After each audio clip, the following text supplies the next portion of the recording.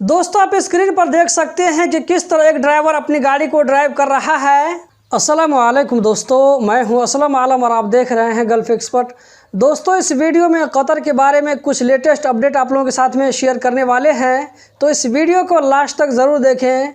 अगर इन्फॉर्मेशन अच्छी लगे तो वीडियो को लाइक करके आगे ज़रूर शेयर करें। तो दोस्तों आज की वीडियो हम शुरू करते हैं। कतर में 10 सितंबर 2022 से कुरान करीम का कंपटीशन शुरू होने वाला है, जिसमें 2000 से ज़्यादा बच्चों ने हिस्सा लिया है। इसमें मेल और फीमेल भी हैं और कतर में रहने वाले कतरी और खारजी भी हैं। इस तरह का कंपटीशन कतर में हर साल होता है। यहाँ पर जो मैं आप लोगों को मेन चीज़ बताने जा रहा हूँ वो ये कि बहुत सारे लोग गलत इन्फॉर्मेशन दे करके दूसरे लोगों को चुना लगाने की कोशिश में लगे रहते हैं। आप स्क्रीन पर देख सकते हैं, इसको मैंने फेसबुक से लिया है।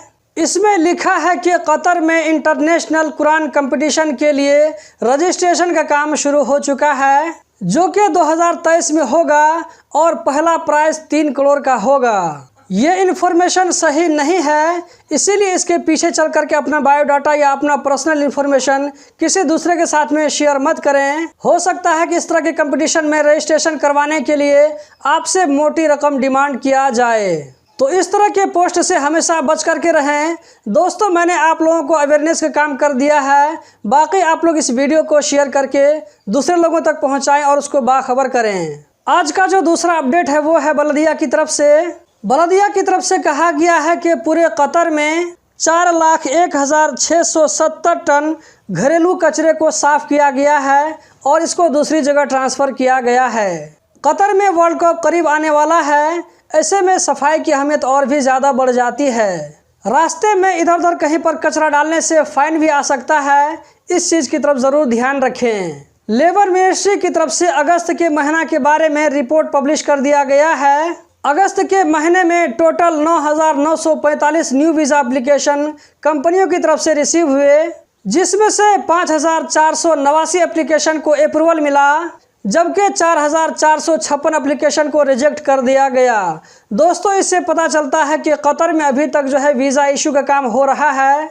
जब गवर्नमेंट की तरफ से कंपनियों को नया वीज़ा दिया जा रहा है तो लोग भी नए वीज़ा पर कतर जा सकते हैं, कोई दिक्कत की बात नहीं होगी। अगस्त के महीने में प्रोफेशन चेंज करने के 4,875 एप्लीकेशन को अप्रूवल मिला, जबकि 945 एप्लीकेशन को रिजेक्ट कर दिया गया। इसी तरह लेबर मिनिस्ट्री की तरफ से अगस्त के महीने में कुछ कंपनियों के खिलाफ इंस्पेक्शन टूर किए गए, कुछ कंपनियों को वार्निंग दी गई, जबकि कुछ कंपनियों के खिलाफ रिपोर्ट लिखा गया। अगस्त के महीने में लेबर मिनिस्ट्री को 2895 लेबर कंप्लेंट रिसीव हुए, इनमें से 451 कंप्लेंट को सॉल्व किया गया, जबकि 404 कंप्लेंट को आगे रेफर कर दिया गया।